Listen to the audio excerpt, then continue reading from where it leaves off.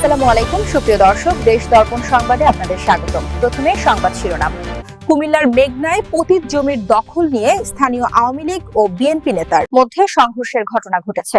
এতে অন্তত ৫ জন আহত হয়েছেন। এবারে বিস্তারিত সংবাদ পড়ছি। কুমিল্লার মেঘনায় পতিত জমির দখল নিয়ে স্থানীয় আওয়ামী লীগ ও বিএনপি নেতার মধ্যে সংঘর্ষের ঘটনা ঘটেছে। এতে অন্তত ৫ জন আহত হয়েছেন।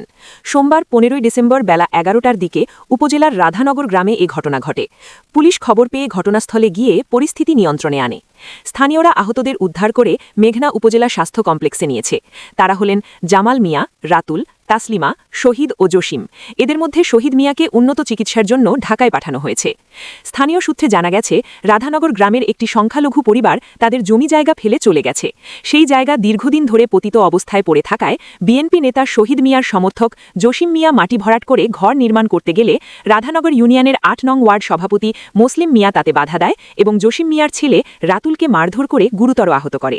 এ ঘটনায় শহীদ মিয়ার বিচার চাইতে গেলে তাকেও ওয়ার্ড আওয়ামী লীগের সভাপতি মুসলিম মেম্বার তারেক, নিলয়, রফিক ও রাজীব সংঘবদ্ধ হয়ে এলোপাথারি কুপিয়ে গুরুতর আহত করে।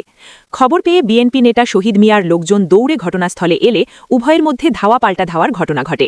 এ সময় শহীদ গ্রুপের ৫ জন আহত হন। শহীদ মিয়ার সমর্থক আহত তাসলিমা আক্তার বলেন, আমাদের জায়গার সঙ্গে কিছু হিন্দুদের জায়গা পরিত্যক্ত পড়ে আছে।